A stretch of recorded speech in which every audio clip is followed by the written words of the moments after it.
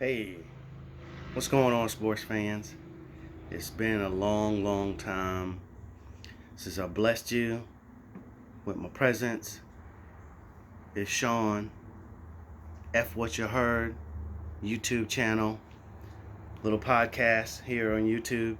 So, pandemic threw a monkey wrench in a lot of people's plans, mine as well. Just didn't have the time to dedicate um, to this and other things. But I just wanted to take a quick moment. Thursday night's game is over. The NFL is back. Fans are in the stands. Things are back to as normal as we can possibly get at this point. So, but just wanted to go over some real nice matchups on this Sunday. Um, that I think everybody will be watching, especially myself. So just wanted to hit you with these quick picks and as well tell you what it's going to look like as far as how the teams stack up in my opinion. And then I want to give you my wins and losses for my team, the team that I've been following forever and ever and a day now, the Pittsburgh Steelers. So I want to, again, number one, pick the key matchups. Look at the key matchups today. Then rack and stack how I feel each conference, NFC and AFC, where I think the teams are at. And then lastly, like I said, I want to pick all of the games for my team and tell you where we'll stand at the end of the year. So let's go. So, all right. So we got a bunch of really good matchups in the 1 o'clock time slot. I'll save the Steelers one for later. So, but we're gonna go Chargers, Washington. So to me, that's an interesting matchup because we got Justin Herbert coming back his second year. We got Fitzpatrick leaving the Dolphins, joining the Washington Redskins, trying to give them some stability at quarterback. And then, of course, both of the defenses play really well. The Chargers have lost some people over the last couple of years. They lost Ingram to the Steelers. And, of course, we know what the Washington football team is bringing to the table. So, we got Chase Young, got a bunch of other guys that like to get after you. So, to me, that's going to be a phenomenal matchup. Justin Herbert against the Washington football team defense. I'm going to pick the Chargers in a close one. It's going to be 21-17. The Chargers go on the road, go to D.C. right after 9/11 yesterday, and make it happen. Justin Herbert's second year, he's going to have some bumps and bruises. To me, at the beginning of the game, figuring out what the football team's defense is doing, checking the protection, making sure he gets somebody slid over to Chase Young's side, and picking up the extra blitzers. So, but I got the Chargers winning 21-17. All right. Next game we want to look at in the 1 o'clock hour, Seahawks, Colts. Really interesting matchup as well. The Seahawks are going to Indianapolis. You got Carson Wentz leaving Philly. Now they're reconnected with Wright. You got the Seahawks. All the contract things and everything that's been going on with Russell Wilson and everybody else. Russell Wilson is the stabilizing factor for that football team. He's the gas and the brakes. He'll go as fast as they want to go, or he's the brakes. He'll put on the brakes and stabilize everything and get them back in the right direction. So to me, that's going to be an interesting matchup. Carson Wentz and a couple other guys. One main offensive guy is coming off of foot surgery as well. So it's going to be interesting to see exactly how he performs right out of the gate, right after foot surgery. If If he has anything to kind of point to say, hey, I could do this, look at Dak Prescott. Dak Prescott coming off the ankle surgery, coming off of not being able to play in the preseason because of his shoulder. So Carson Wentz is kind of going through the same thing. He didn't change. He changed teams where Dak didn't. So there's that continuity. But Carson Wentz has that continuity with Frank Wright. He understands the offense, in my opinion. And it's going to be interesting to see. It's going to be a chess match, for both defenses, both offenses. Darius Leonard out of my alma mater, South Carolina State, has been a tackling machine for the past 3 to 4 years.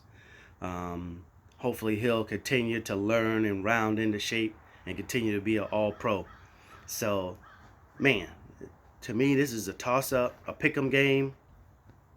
To me, it's all going to come down to turnovers, who's going to take care of the ball, who's going to cause turnovers, and who's going to, capitalize on those turnovers.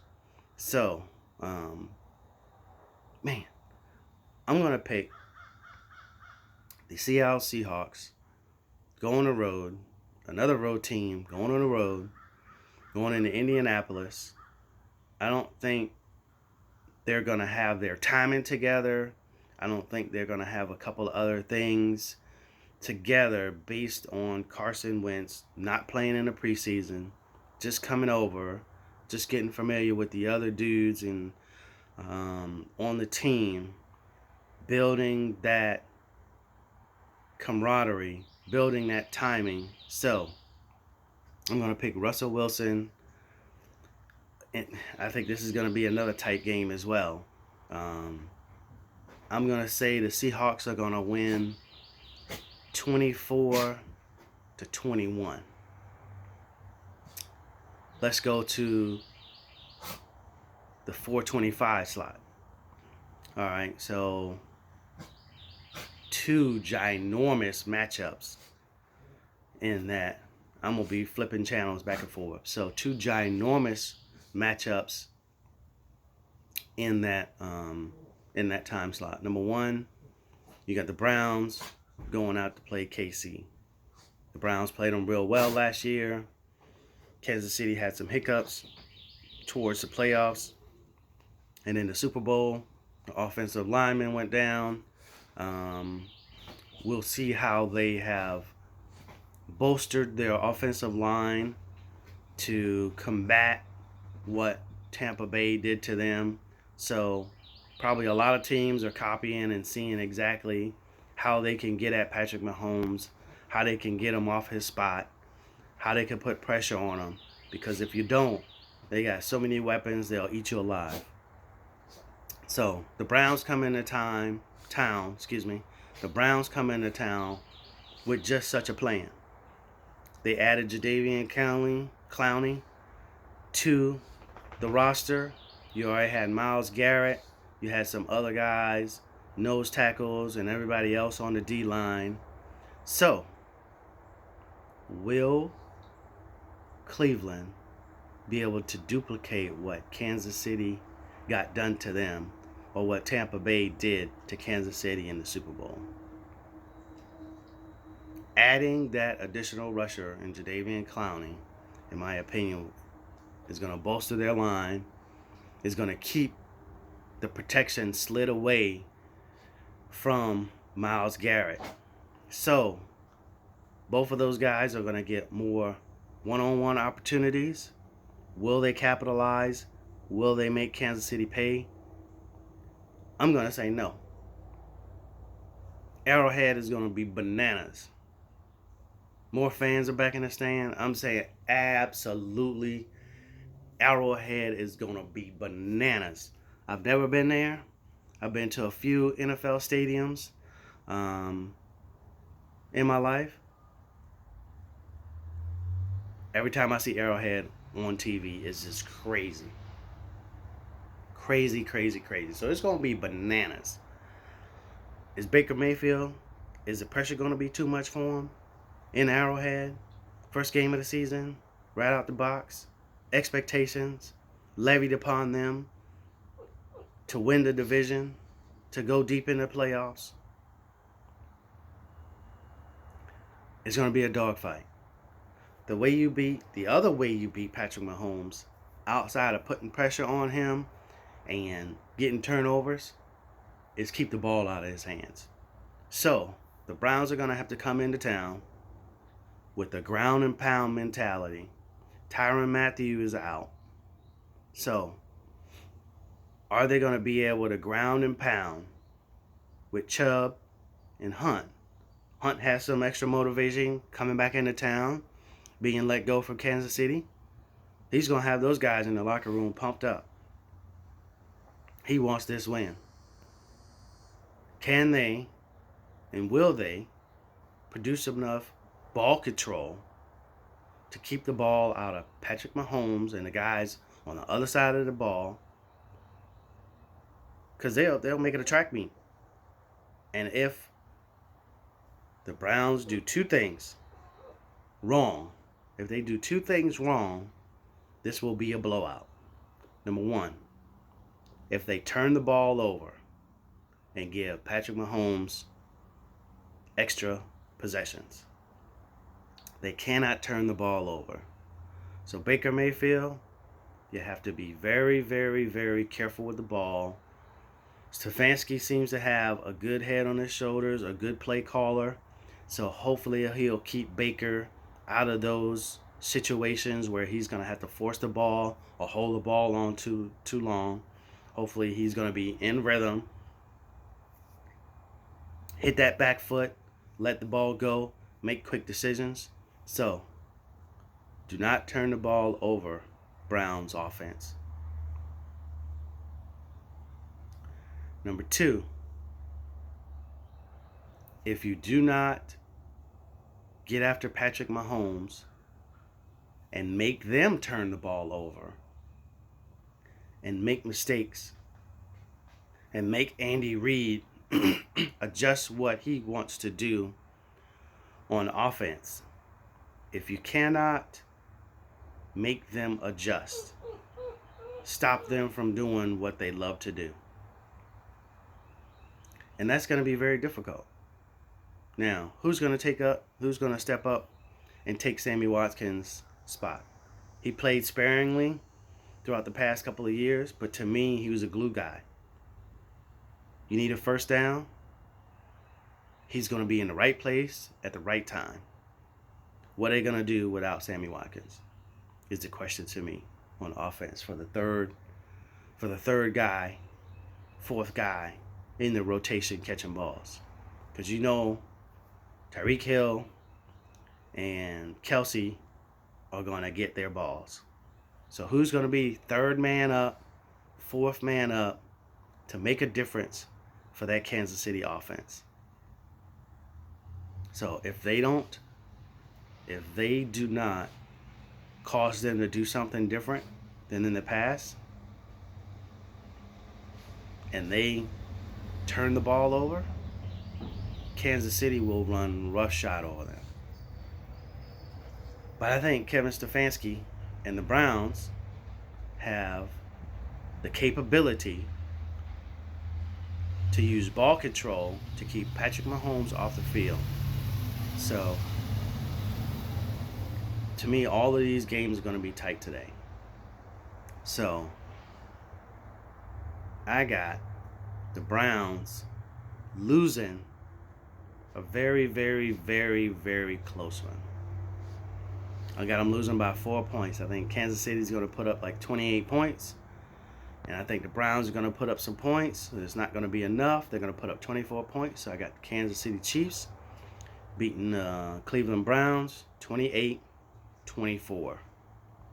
All right. The other barn burner in the 425 slot is the Packers against the Saints. All of the drama surrounding Aaron Rodgers over the offseason, him being a guest celebrity host on Jeopardy, him saying stuff but not really saying anything. And then on the other side, on the Saints team, You got Drew Brees retiring. You got somewhat of a quarterback controversy. Taysom Hill not winning the job, and Jameis Winston winning the job. So it's a new era in New Orleans. Can Jameis rebuild his image, rebuild his career? Granted, he's done some NFL on the field nonsensical stuff. Some of that foolishness carried over for Florida State. Hopefully, this guy has got his head screwed on right after sitting behind Drew Brees, seeing how he operates, being under the tutelage of Sean Payton, watching how those guys work hard on and off the field and how they carry themselves. But I don't know. Jameis Winston seems to be some bipolar dude that for whatever reason, everything is going great, and then when things do not go great, he seems to flip out. So I have no evidence that he is actually bipolar, but that just seems the way he operates. So hopefully, because he seems to be a nice dude, hopefully he got his head screwed on right. Sean Payton, as we've seen, is a really good play caller. He coaches up quarterbacks real well. He puts them in position to succeed.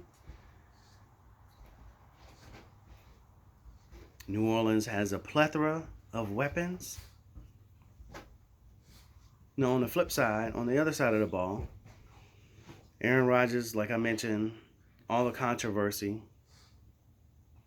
He has a few weapons there. They always seem to play well. In my opinion, he's slightly overrated. Yes, he has arm talent. But does he galvanize and make everyone around him better? To me, that is the knock, or what, in my opinion, will put Aaron Rodgers down a tick a little more. You got people that have won, 2 Super Bowls. Eli Manning just retired. You got Ben Roethlisberger that has 2 Super Bowls. You got another guy who only has 1 Super Bowl, and a person like Drew Brees. And everybody seems to put Aaron Rodgers on this ginormous pedestal for whatever reason. There's been a lot of talented quarterbacks who've come and gone in the NFL. Some have won championships, some haven't. Some have had a lot of arm talent that haven't won Super Bowls. Some that have a lot of arm talent and have won 1 Super Bowls.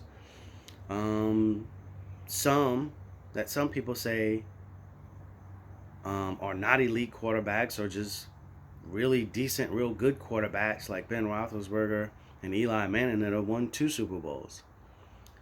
So where Aaron Rodgers is in that pecking order of good to great, GOAT kind of quarterbacks, to me, he's overrated. Yes, he's done a lot with a little, but there's a lot of quarterbacks that have done a lot with a little. So, but back to the game. I can go on about how Aaron Rodgers is a little overrated. But anyway. So let's get back to picking this game. So, the Packers are going on the road to the Saints. Superdome, again, is going to be rocking. They're just getting through Hurricane Ida. This is going to be a mental release for the fans there. So it's going to be just like after Hurricane Katrina. These guys are going to come out with their hair on fire. Right after 9/11 as well. So They're going to have the energy jacked up in the Superdome. Everything's going to be rocking. The key to the game is going to be Jameis Winston. The Saints seem to have a little more firepower than the Buccaneers. Just a little more. Now, can they take advantage of it with a guy like Jameis Winston under center? We shall see. But I do believe that Sean Payton, will put them in the right position to win. The defense is going to be Cam Jordan, and those guys are going to be flying around. Most of the guys on the defense are back. The integral pieces that make that defense go are coming back. I think if they can get after Aaron Rodgers, get off the field on third down, have Jameis Winston convert third downs, the Saints will win this game. The Saints will win this game. Again, these are not easy games. These are very barn burners. That's why I picked them for my 5 games that I'm going to pick. I don't pick any cupcake games. I like picking kind of pick 'em games to show you guys, hey, this is a real good matchup, and this is what we have to look forward to. So, is Aaron Rodgers going to come out like a man possessed like he did last year to win the MVP? I don't know. He didn't get any toys that he wanted on the offensive side to help him out. He's the same old cast of characters that he left last year. So, Devontae Adams is back. Top-level receiver. Him and Aaron Rodgers have a lot of chemistry. To me, they will get off. They will get some touchdowns. But it won't be enough. It will not be enough. I have the Saints winning another close one. Another close one. It's going to be 31-28, the Saints. 31-28 Saints. Book it. All right? Now, before I get into, I'm going to save the rack and stack and how I feel about the NFC and AFC teams for last. Next, I'm going to pick the other 1 o'clock game that I mentioned, and it goes along with the rest of my picks for the Pittsburgh Steelers for the entire season. So, Steelers go up to Orchard Park. Josh Allen seems to know exactly what Sean McDermott and the offensive coordinator want him to do. He has Stephon Diggs coming back. They seem to be slightly overachievers. But once you get to the NFL, everybody is good. So, in the grand scheme of things, who's going to step up? I'm going to have to take a better look at their defense as the season goes on. But if last year was any indication of how they're going to perform, I think they're going to perform well. The Steelers, coming off a total letdown last year, but Ben Roethlisberger seems to be happy, seems to be healthy. Juju Smith-Schuster is back in the fold. Then we have our first-round pick, Najee Harris, in the backfield. James Conner, I loved his story, love who he is as a person. But our running game as a whole stunk. So, we got a lot of new pieces on the offensive line. So, with all that said, Mike Tomlin back. To me, overrated coach. Even though the Steelers are my team, overrated coach. Fell into a good opportunity, and that's all she wrote. So, but the Steelers go on the road, Orchard Park. We have a lot of weapons. Devin Bush coming back from injury. TJ Watt's got his money. Can the defense put enough pressure on Josh Allen to make a difference.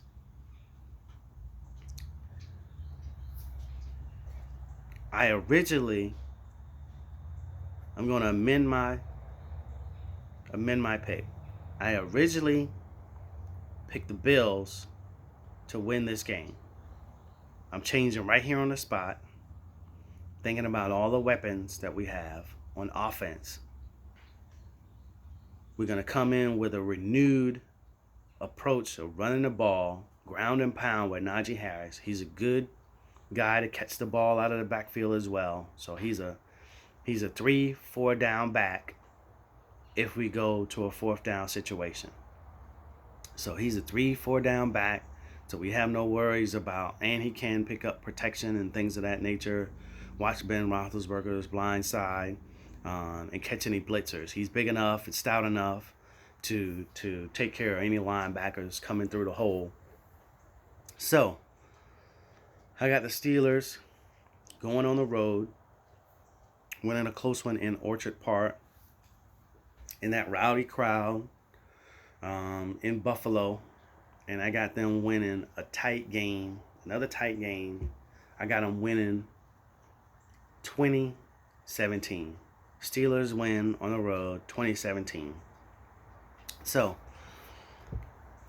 next game, the Steelers play Las Vegas Raiders at home. I got them winning that game. And then Cincinnati comes into Pittsburgh. I got them winning that game as well. I originally had them losing, but I think Joe Burrow in his second year doesn't have enough, and their defense doesn't have enough to stop Pittsburgh. So I'm amending that pick as well. So got the Steelers winning 3 games out the chute, on the road at Buffalo, then against Vegas when they come to Heinz Field, Cincinnati when they come to Heinz Field, and then Green Bay comes to town. So I got them losing against Green Bay, okay? And then they go out. Denver comes to them. Teddy Bridgewater is the quarterback in Denver now. Denver has a really good defense. I don't think they have enough offensive firepower to beat us. That's going to be a really, really close game. But I think we're going to win against Denver as well. And then Seattle comes into town on my birthday, October 17th. So I got us losing against the Seattle Seahawks. I think Russell Wilson brings a calming factor into town. It's an 8:20 game. But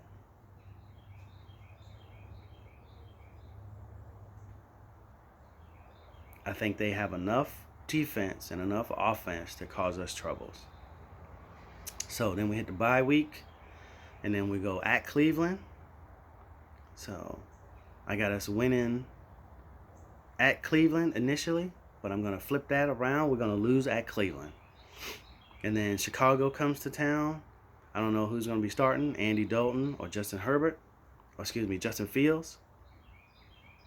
But we're going to win against Chicago. And then Detroit comes to town. We're going to win against Detroit.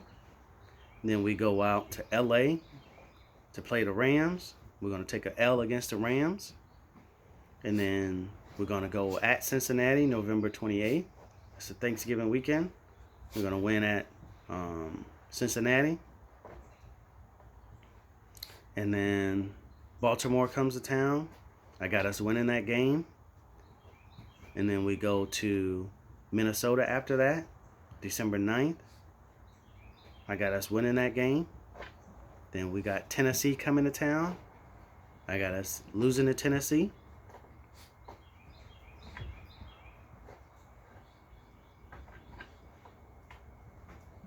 And then Kansas City. We go to Kansas City on December 26th. I got us losing to Kansas City out in Arrowhead. And then Cleveland comes to us. I flip-flop. I'm going to flip-flop those picks. So earlier in the season, October 31st, we go to Cleveland. I got us losing that game. And then when Cleveland comes to us, I got us winning that game. In the last game of the season against Baltimore, at Baltimore, January 9th, I got us winning that game. I don't see Baltimore. Baltimore is having the injury bug plagued them very, very badly. So I don't know how they're going to fare this year with so many weapons going down. They picked up Le'Veon Bell and another running back.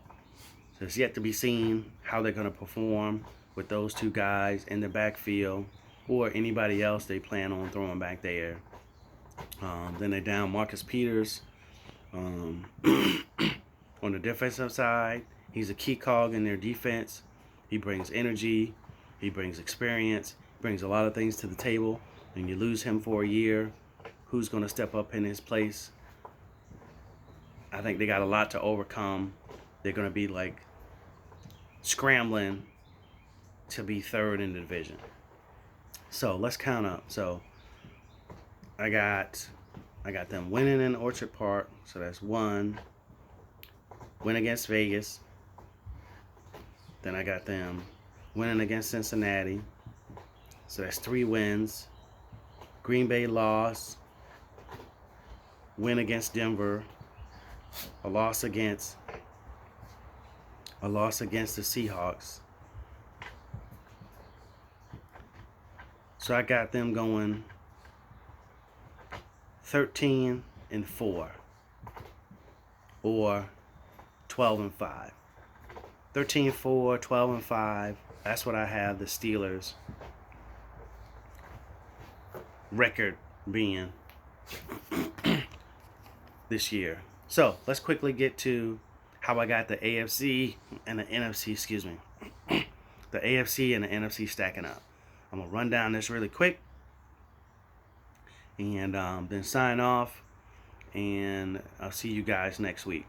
So, in the AFC, I got the 3 top 4 dogs. So, absolutely number 1 team in the AFC is Kansas City. Next, these 3 can be interchangeable. So 2 through 4, anything the ball bouncing could switch up how these guys stack up. So the next 3 teams that I have are the Browns, the Bills, and the Chargers. Then after that, we got a log jam on who's fighting for 5th through like 10, 12 in the AFC.